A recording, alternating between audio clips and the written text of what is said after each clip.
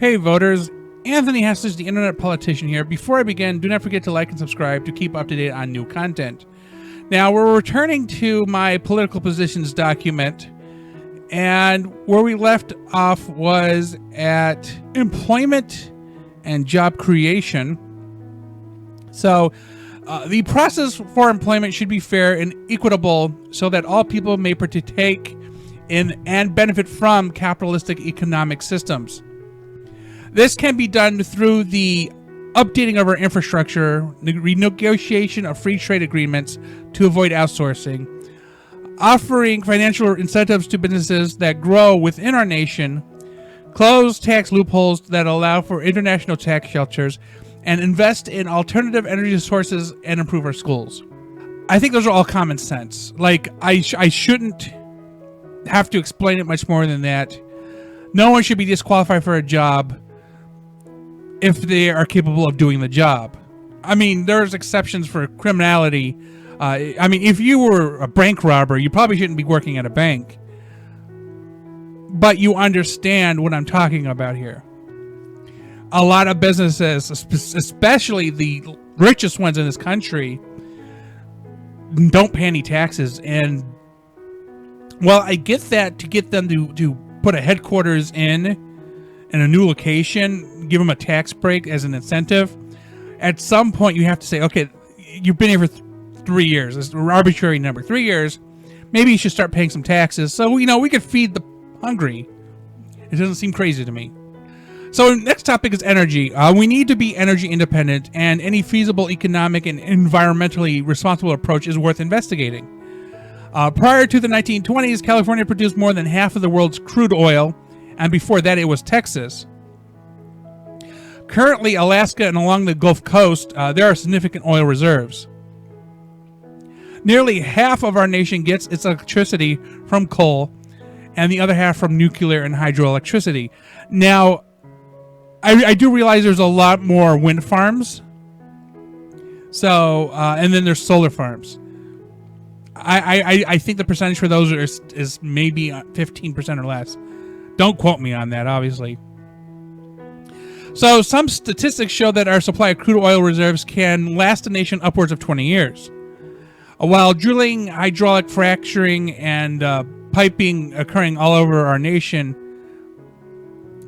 we can easily sustain our energy needs inexpensively. In the meantime, we would keep developing other methods of energy production.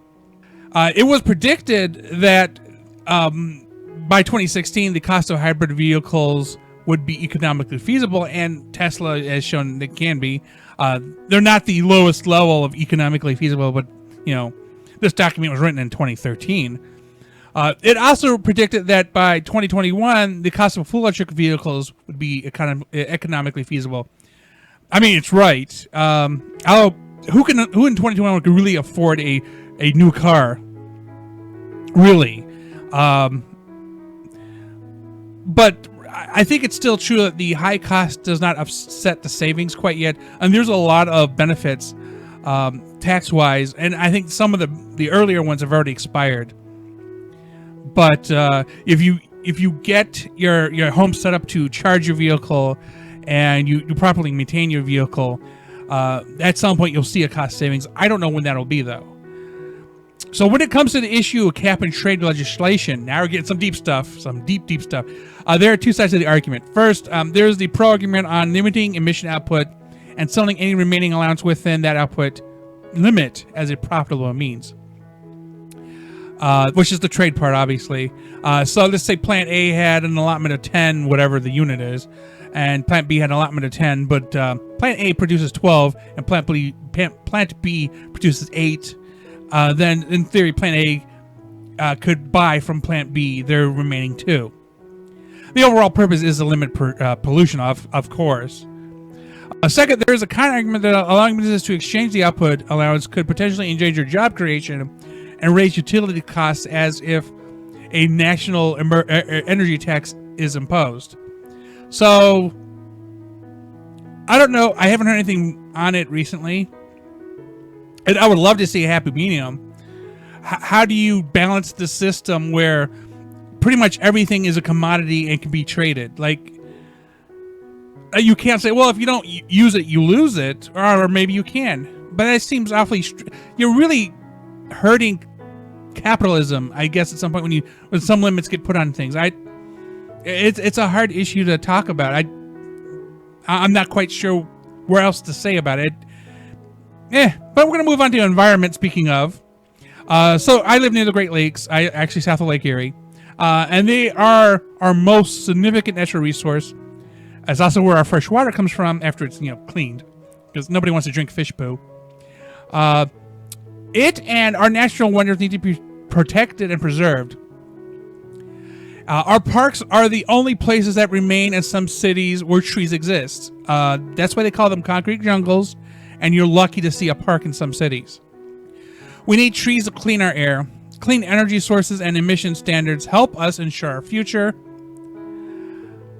I like breathing, and at the rate in which the Amazon forest, which provides a lot of air, like fresh oxygen, is being mowed down, at some point we're really going to need to think about how much effort we're going to put into fresh oxygen creation. Like, we have all these plants and all these vehicles producing all this CO2, and it's just hanging out in the sky, warming us all. The balance is off. I was remember the opening of Captain Planet? The world is in peril, and then they tell you there's a whole slew of what's wrong. It's all still true. Ted Turner did not solve any of these issues in his cartoon. I mean, really, they didn't translate over. So we definitely need to be considerate of our environment. But I don't know enough personally to go, well, here's the easy fix. All I know is there's no fish poop in my water. Well, that is all the time we have for today, voters. Remember, a good voter is an informed voter who can think for themselves. Do not forget to check out my previous videos on this channel, as well as like and subscribe to keep up to date on new content.